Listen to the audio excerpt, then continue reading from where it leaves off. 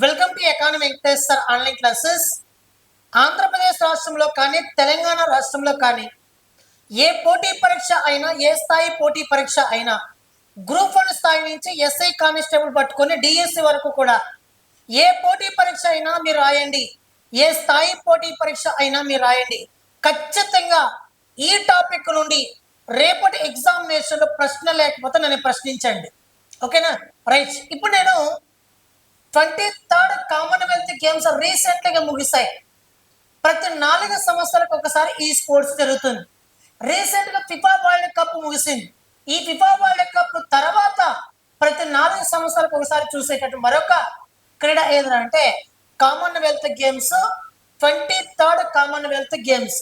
దీనిని నేను daily current affairs చెప్పాల్సి ఉండగా ఈ స్పెషల్ వీడియోగా ఈ రోజు నేను దీనిని మన కరెంట్ అఫైర్స్ లో భాగంగా స్పెషల్ వీడియోస్ లో భాగంగా నేను మన యాప్ లో స్పెషల్ వీడియోస్ లో అనే ఒక టాపిక్ లో దీనిని అప్లోడ్ చేస్తాను, చూడండి. సరే, ఫస్ట్ 23rd కామన్వెల్త్ గేమ్స్ అనే పదాన్ని చెప్పుకునే దానికంటే ముందుగా దీని ఒక్కసారి హిస్టరీ చూద్దాం. ఫస్ట్ ఆఫ్ ఆల్, కామన్వెల్త్ అంటే ఏమిటి మిత్రమా? కామన్వెల్త్ అంటే ఏంటంటే బ్రిటిష్ వాళ్ళు పరిపాలించినటువంటి దేశాలు ఏవైతే ఉన్నాయో ఆ దేశాలు కూటమిగా ఏర్పడి వాళ్ళందరి మధ్య నిర్వహించేటటువంటి ఒక క్రీడనే కామన్వెల్త్ గేమ్స్.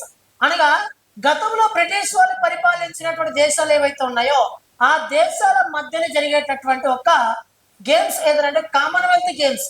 అయితే చూడండి, ఇక్కడ ఈ కామన్వెల్త్ గేమ్స్ ని కామన్వెల్త్ గేమ్స్ ఫెడరేషన్ అనే ఒక సంస్థ ప్రతి 4 సంవత్సరాలకు ఒకసారి దీన్ని నిర్వహిస్తూ ఉంటుంది. ఓకేనా? అయితే ఈ కామన్వెల్త్ గేమ్స్ హెడ్ క్వార్టర్స్ ఎక్కడ అంటే మనకి లండన్ లో ఉంటుంది. ఈ లండన్ ఎక్కడ ఉందనేసి అంటే యూకేలో ఉంది. సో ఈ లండన్ కేంద్రంగా పనిచేసేటటువంటి ఈ కామన్వెల్త్ గేమ్స్ అనేవి ప్రతి 4 సంవత్సరాలకు ఒక్కసారి జరుగుతుంది. అయితే చూడండి, ఇక్కడ మొట్టమొదటిసారిగా ఈ కామన్వెల్త్ గేమ్స్ ఎప్పుడు జరిగిందంటే 1930లో జరిగింది. 1930లో ఎక్కడ జరిగిందంటే హామిల్టన్ అనే ఒక ప్రాంతంలో జరిగింది. హామిల్టన్ అనే ఒక ప్రాంతంలో జరిగింది.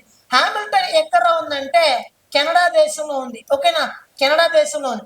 ఈ కెనడా దేశం నిర్వహించబడ్డ మొట్టమొదటి ఈ కామన్వెల్త్ గేమ్స్ లో కేవలం 11 దేశాలు మాత్రమే పాల్గొన్నాయి. నేడు 2024 ఈ 23rd గేమ్స్ లో దాదాపు 74 దేశాలు ఇందులో ఈ రోజు పాల్గొనడం అనేది జరిగింది. ఓకేనా? ఇది హిస్టరీ మిత్రమా. ఓకేనా? ఇప్పుడు చూడండి, 1930లో మొట్టమొదటిసారిగా జరిగింది ఎక్కడ అంటే కెనడా దేశంలో జరిగింది. కెనడా దేశంలో హామిల్టన్ అనే ప్రాంతంలో జరిగింది. మళ్ళీ 2010లో ఉండండి ఒక నిమిషం.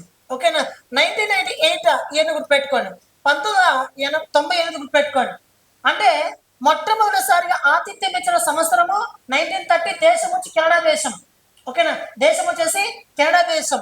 ఈ కామన్వెల్త్ గేమ్స్ మొట్టమొదటిసారి నిర్వహించినటువంటి ఆసియా దేశం ఏదంటే మలేషియా. ఏది మిత్రమా? మలేషియా. ఎప్పుడు అంటే 1998 నిర్వహించింది. 2010లో ఎక్కడ జరిగిందంటే న్యూఢిల్లీ జరిగింది, మన భారత్ ఆధ్వర్యంలో. 2022లో ఎక్కడ జరిగిందంటే బర్మింగ్హామ్ లో జరిగింది, ఇంగ్లాండ్ లో. సో ఇదన్నమాట. ఇది భారతదేశం 22nd కామన్వెల్త్ గేమ్స్. మరి 2026లో 2026లో ఈ గేమ్స్ ఎక్కడ జరిగాయంటే గ్లాస్గో. ఎక్కడ మిత్రమా? గ్లాస్గో ఎక్కడ ఉందంటే స్కాట్లాండ్ అనే ఒక దేశంలో ఉంది. ఓకేనా?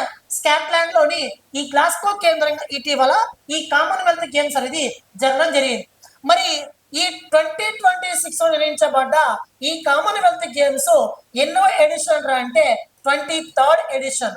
అయితే ఈ స్కాట్లాండ్ ఇప్పటి వరకు 4 సార్లు ఈ కామన్వెల్త్ గేమ్స్ కి ఆతిథ్యం ఇచ్చింది. ఓకేనా? ఇప్పుడు చూడండి, ఈ 23rd కామన్వెల్త్ గేమ్స్ లో మొత్తం 74 దేశాలు పాల్గొన్నాయి. అదే విధంగా 3000 మందికి పైగా ఇందులో పాల్గొనడం అనేది జరిగింది. ఓకేనా? దీంట్లో మన భారతదేశం 39 పథకాలతో ప్రపంచంలో 4వ స్థానంలో నిలవడం అనేది జరిగింది. దాని గురించి అంత ఇష్టం చెప్తాను నేను ఇప్పుడు. ఓకేనా? సో ఇలా ఒకసారి మీరు హిస్టరీని బ్యాక్గ్రౌండ్ టచ్ చేస్తూ ఒకసారి ముందుకు వెళ్ళాల్సి ఉంటుంది. ఓకేనా? చూడండి నెక్స్ట్ ఇప్పుడు ఇక్కడ మీకు ఆల్రెడీ చెప్పాను కదా హిస్టరీ. ఇప్పుడు ఒకసారి ముందుకు వెళ్దాం. ఓకేనా? ఇంకోటి గుర్తుపెట్టుకోండి, మస్కట్. దీని యొక్క మస్కట్ గుర్తుపెట్టుకోండి.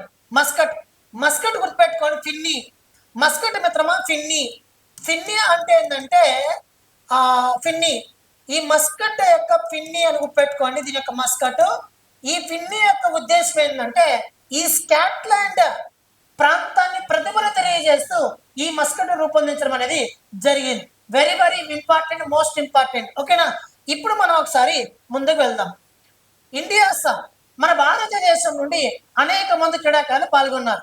అయితే ఒక్కసారి మీరు గమనించండి, ఇక్కడ India's boxing power house 10 medals, 7 gold, 3 silver, dominate for force of the games. అయితే ఇక్కడ గమనించండి, నేను ఇవన్నీ కూడా అఫీషియల్ వెబ్సైట్ నుంచి తీసుకున్నా. ఓకేనా? చూడండి, ఇక్కడ 2026 నిర్వహించబడ్డ ఈ కామన్వెల్త్ గేమ్స్ లో మన భారతదేశం నుండి బాక్సింగ్ అనేది అత్యధిక పథకాలు సాధించింది. Note that point. మన భారతదేశం నుండి చాలా క్రీడలు పాల్గొన్నాయి.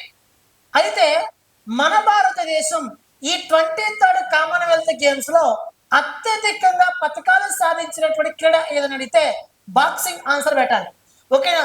మొత్తం ఎన్ని మెడల్స్ గెలుపొందారంటే 10 మెడల్స్. మొత్తం 10 మెడల్స్ గెలుపొందారు.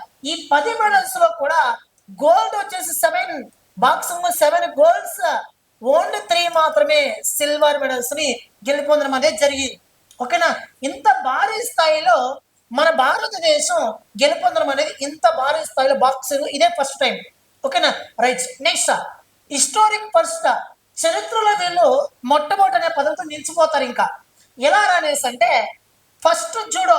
మనకి ఎప్పుడు కానీ కామన్వెల్త్ గేమ్స్ ఇంతవరకు జూడో క్రీడలో గోల్డ్ మెడల్ వచ్చింది ఇంతవరకు లేదు. సో ఫస్ట్ ఎవరు కామన్వెల్త్ గేమ్స్ జూడో గోల్డ్స్ అంటే ఈ జూడో గేమ్ లో 2 పర్సన్స్ మన భారతదేశానికి గోల్డ్ మెడల్స్ తీసుకోవడం అనేది జరిగింది. ఒకటి Asmita they, 2 Harsha Singh. Women men Asmith they women, Harsha Singh మనకి ఇతను. సో వీళ్ళు హర్యానా రాష్ట్రం వాళ్ళు. సో వీళ్ళిద్దరూ కూడా ఈ జూడో గేమ్స్ లో కామన్వెల్త్ గేమ్స్ లో జూడో విభాగంలో కామన్వెల్త్ గేమ్స్ లో వీళ్ళు పథకాన్ని సాధించారు. నెక్స్ట్ అదే విధంగా మరొక క్రీడ ఫస్ట్ ఇండియన్ డెక్కత్లాన్. ఈ డెక్కత్లాన్ అనే ఒక క్రీడలో ఇంతవరకు మనము బ్రాంజ్ మెడల్ ని ఈసారి గెలుపొందాం. కనీసం సిల్వర్ మెడల్ కూడా గెలుపొందలేదు. కానీ కామన్వెల్త్ గేమ్స్ లో డెక్కత్లాన్ అనే క్రీడలో మొట్టమొదటిసారిగా బ్రాంజ్ మెడల్ ని గెలుపొందిన పర్సన్ ఎవరు అంటే Tejaswin Shankar. Bronze medal means కాంస్య పతాకం. ఓకేనా? నెక్స్ట్ అదే విధంగా Gulveer Singh first Indian with 2 athletics medals in 1 games. అంటే ఒకే గేమ్ లో అది కామన్వెల్త్ గేమ్స్ లో 2 పథకాలు సాధించినటువంటి మన భారతీయ ఏకైక క్రీడాకారుడు ఎవరు అంటే గుల్వీర్ సింగ్. చూడండి, 10,000 మీటర్ల విభాగంలో సిల్వర్ మెడల్ సాధించాడు. 5,000 మీటర్ల విభాగంలో బ్రాంజ్ మెడల్ సాధించడం అనేది జరిగింది. సో వీళ్ళిద్దరు కూడా చరిత్ర నిలిచిపోతారు. అత్యధిక పథకాలు సాధించిందంటేనేమో బాక్సింగ్ 7 గోల్డ్, 3 సిల్వర్. మళ్ళీ ఇక్కడ కామన్వెల్త్ గేమ్స్ జూడో అంటే అస్మిత్ దే అండ్ హర్షా సింగ్. డెక్కత్లాన్ అంటే తేజస్వి శంకర్ బ్రాంజ్ మెడల్. అదేవిధంగా గుల్వీర్ సింగ్ అంటే 2 మెడల్స్, 1 సిల్వర్, 2 బ్రాంజ్. సిల్వర్ వచ్చేసి 10,000 మీటర్లు, బ్రాంజ్ వచ్చేసి మనకి 5,000 మీటర్లు. చరిత్ర నుంచి పోతాడు ఇతను. ఒకే గేమ్స్ 2 పథకాలు సాధించడం అనేది జరిగింది, అదే ఒక ఒలింపిక్స్ లో. ఓకేనా? Next para sports. పారా అంటే మీకు డౌట్ రావచ్చు, సార్ ప్రతిసారి మనకి లాస్ట్ ఇయర్ ప్యారిస్ ఒలింపిక్స్ జరిగింది. పారా ఒలింపిక్స్ జరిగింది. ప్యారిస్ ఒలింపిక్స్ అంటేనేమో వితౌట్ డిజేబుల్డ్ పర్సన్స్ పాల్గొంటారు. పారా ఒలింపిక్స్ అంటేనేమో పారా అంటే డిజేబుల్డ్, వికలాంగులు పాల్గొంటారు, దివ్యాంగులు పాల్గొంటారు. కానీ కామన్వెల్త్ గేమ్స్ లో పారా అథ్లెటిక్స్ పాల్గొన్నారు. ఏంటి సార్, నాకు అర్థం కావట్లేదు సార్ అనొచ్చు. మిత్రమా, ప్రపంచంలోనే మనకి మామూలు సాధారణంగా ప్లస్ పారా అంటే వికలాంగులు కూడా ఇద్దరిని కలిపి నిర్వహించేటటువంటి ఏకైక క్రీడ ఏదంటే కామన్వెల్త్ గేమ్స్. ఓకేనా, కామన్వెల్త్ గేమ్స్. ఓకేనా, సో ఇదనమాట para sports break through 28 member contingent 28 మందితో కూడుకున్న మన భారతదేశంలో దివ్యాంగులు హాజరయ్యారు. ఆ 28 మందిలో కూడా 7 మెడల్స్ సాధించుకొచ్చారు. 28 మందిలో 7 మెడల్స్ సాధించారు. దీంట్లో 3 గోల్డ్ వచ్చాయి. ఓకేనా, 2 సిల్వర్ మెడల్స్ వచ్చాయి. అదే విధంగా 2 బ్రాంజ్ మెడల్స్ రావడం అనేది జరిగింది. 3 గోల్డ్, 2 సిల్వర్, బ్రాంజ్ మెడల్స్ రావడం అనేది జరిగింది. సో గతంతో పోలిసి ఈసారి మన భారతదేశం ఈ క్రీడల్లో మంచి ప్రాధాన్యతని చూపించడం అనేది జరిగింది. మరి వాళ్ళు ఎవరు సార్ అనేసి మీకు కనుక డౌట్ ఉంటే నేను డైలీ కరెంట్ అఫైర్స్ లో మీకు చెప్పుకున్నా అవి చూసుకోవచ్చు. ఓకేనా, మంత్లీ మ్యాగజైన్ లో కూడా ఉంటాయి. నెక్స్ట్ అదే విధంగా మన భారతదేశం చూడండి, ఇక్కడ మొత్తం వచ్చేసి 39లో 13 గోల్డ్ మెడల్స్ 13 గోల్డ్ మెడల్స్ సాధించడం అనేది జరిగింది. ఈ 13 గోల్డ్ మెడల్స్ ఎవరెవరు అంటే చూద్దాం. ఇక్కడ ఇది సిల్వర్ మెడల్స్. సిల్వర్ చూద్దాం ఫస్ట్, మళ్ళీ గోల్డ్ నెక్స్ట్ స్లైడ్ లో ఉన్నట్టుంది. సిల్వర్ మెడల్స్ రిషికాంత్ సింగ్, రాజా ముత్తుపాండి, జ్ఞానేశ్వర్ యాదవ్, సర్వేష్ కుషారే, వల్లూరి అజయ్ బాబు, హర్జిత్ కౌర్, గుల్వీర్ సింగ్, మురళీ శ్రీకర్, మహమ్మద్ బాసిల్, లవ్ప్రీత్ సింగ్, యామిని మౌర్య, నీరజ్ చోప్రా, ప్రవీణ్ చిత్రవేల్, అదేవిధంగా జాడమణి సింగ్, అదేవిధంగా శుభం జుయాల్, లవ్లీనా బోర్గోయి, నరేంద్ర బేర్వన్. ఇంకోటి ఏంటంటే 23rd కామన్వెల్త్ గేమ్స్ కి మన భారతదేశం నుండి ఫ్లాగ్ బ్యారియర్స్ గా పతాకదారులుగా ప్రారంభోత్సవంలో పతాకదారుగా వ్యవహరించింది ఎవరంటే మీరాబాయి చాను గారు, అదేవిధంగా లవ్లీనా బోర్గోయిన్ గారు. వీరిద్దరు కూడా ప్రారంభంలో flag bearers.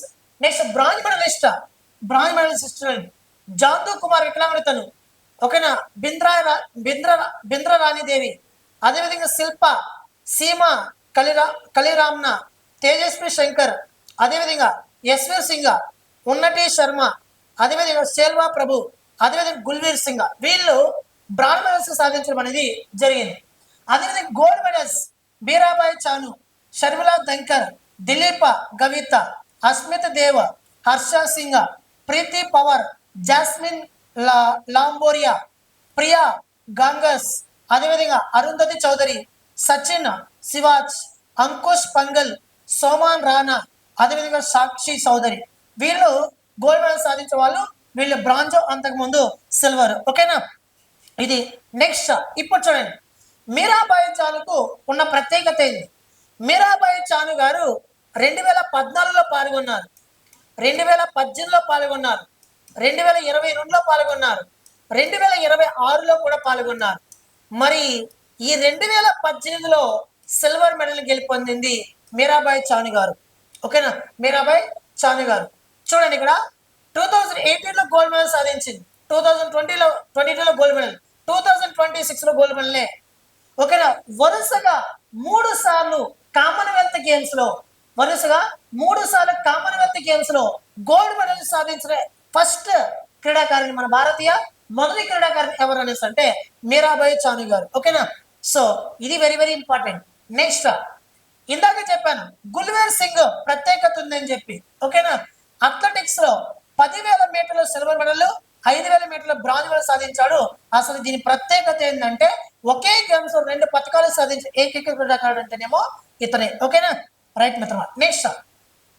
Next Commonwealth Games పట్టికలలో ఫస్ట్ ఆస్ట్రేలియా దేశం ఉంది.